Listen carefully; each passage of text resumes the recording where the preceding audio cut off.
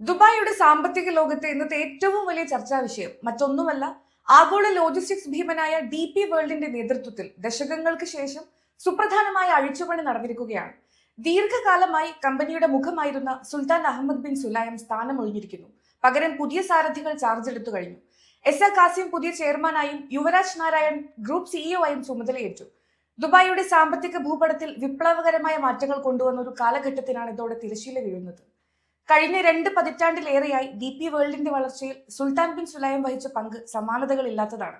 ഒരു പ്രാദേശിക തുറമുഖ കമ്പനിയിൽ നിന്നും 6 ഭൂഖണ്ഡങ്ങളിലായി വ്യാപിച്ചു കിടക്കുന്ന ആഗോള സാമ്രാജ്യമായി DP വേൾഡിനെ മാറ്റിയെടുത്തത് അദ്ദേഹത്തിന്റെ ദീർഘവീക്ഷണമായിരുന്നു. എന്നാൽ അടുത്ത കാലത്തായി അന്താരാഷ്ട്ര തലത്തിൽ ചില പഴയകാല ഇടപാടുകളെ കുറിച്ച് ഉയർന്നു വന്ന ചർച്ചകളും ആഗോള നിക്ഷേപകർ പ്രകടിപ്പിച്ച ആശങ്കകളും കണക്കിലെടുത്ത് കമ്പനിയുടെ വിശ്വാസ്യതയും സുതാര്യതയും ഉറപ്പുവരുത്താൻ ദുബായ് ഭരണകൂടം എടുത്ത നിർണായകമായ ഒരു തിരുത്തൽ നടപടിയായാണ് ഈ നേതൃമാറ്റത്തെ ആഗോള ബിസിനസ് ലോകം വിലയിരുത്തുന്നത്. പുതിയ ചെയർമാനായി നിയമിതനായ എസ് കാസിം ദുബായിയുടെ സാമ്പത്തിക മേഖലയിൽ വലിയ പരിചയസമ്പത്തുള്ള വ്യക്തിയാണ്. DIFC ഗവർണർ എന്ന നിലയിലുള്ള അദ്ദേഹത്തിന്റെ മികവ് DP വേൾഡിന്റെ ഭാവി പ്രവർത്തനങ്ങൾക്ക് കരുത്തേകുമെന്ന കാര്യത്തിൽ സംശയമില്ല.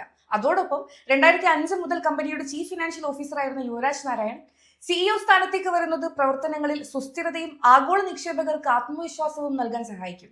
ഈ മാറ്റം വെറുമൊരു ഔദ്യോഗിക നടപടിക്രമമല്ല, മറിച്ച് DP വേൾഡിന്റെ 3ാം ഘട്ട വളർച്ചയിലേക്കുള്ള ചുവടുവെപ്പായാണ് കണക്കാക്കപ്പെടുന്നത്. ദുബായിയുടെ സാമ്പത്തിക അജണ്ടയായ D33 അനുസൃതമായി കൂടുതൽ ഡിജിറ്റലൈസേഷനിലേക്കും ആഗോള സപ്ലൈ ചെയിൻ ശൃംഖലയുടെ വിപുലീകരണത്തിലേക്കും ശ്രദ്ധ കേന്ദ്രീകരിക്കുന്ന ഈ പുതിയ നേതൃത്വം കമ്പനിയെ കൂടുതൽ ഉയരങ്ങളിൽ എത്തിക്കുമെന്ന് പ്രതീക്ഷിക്കപ്പെടുന്നു. ആഗോള വിപണിയിലെ മാറ്റങ്ങളെ തുടർന്ന് UAE സ്വർണ്ണ വിലയിൽ നല്ലൊരു കുറവ് വന്നിട്ടുണ്ട്. കഴിഞ്ഞ ഒറ്റ ദിവസം കൊണ്ട് ഗ്രാമിന് 11 ദിർഹമാണ് കുറഞ്ഞത്. ഇതോടെ ഇന്നലെ 610.75 ദിർഹമായിരുന്ന 1 ഗ്രാം സ്വർണത്തിന്റെ വില ഇന്ന് ഫെബ്രുവരി 13 രാവിലെ 596.25 ദിർഹമായി താഴ്ന്നു. അന്താരാഷ്ട്ര വിപണിയിൽ സ്വർണ്ണവില ഔൺസിന് $5000 താഴേക്ക് പോയതാണ് ഇവിടെയും വില കുറയാൻ കാരണം. അമേരിക്കയിലെ പുതിയ തൊഴിൽ കണക്കുകൾ പുറത്തു വന്നതും പലിശ നിരക്കിലെ മാറ്റങ്ങളും സ്വർണത്തിന് തിരിച്ചടിയായിട്ടുണ്ട്. പ്രതീക്ഷിച്ചതിലും കൂടുതൽ തൊഴിലവസരങ്ങൾ US ഉണ്ടായതോടെ ഡോളർ കരുത്താർജിക്കുകയും നിക്ഷേപകർ സ്വർണത്തിൽ നിന്ന് പിന്മാറുകയും ചെയ്തു. കൂടാതെ ഓഹരി വിപണിയിലുണ്ടായ ഇടിവിനെ തുടർന്ന് പലരും കയ്യിലുള്ള സ്വർണം വിറ്റഴിച്ചതും വിപണിയെ ബാധിച്ചു.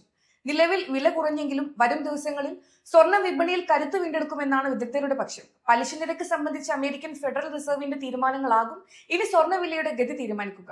എങ്കിലും ദീർഘകാല നിക്ഷേപമായി സ്വർണത്തെ കാണുന്നവർക്ക് ഈ വിലക്കുറവ് പ്രയോജനപ്പെടുത്താവുന്നതാണ്. Night updates supported by Hashim hypermarket, Kalyan jewellers, Lulu, Partha signature, Arin bakers, eLessons.net, Kisa flour mills, best express cargo, Fira foods, Dhanvantari Ayurveda, അലുസൂദ് cargo, gold star rent car, Ayurmana Ayurveda, doctor Raseena Ayurvedic clinic, ഹെയിൻ golden diamonds, choco world Abu Dhabi.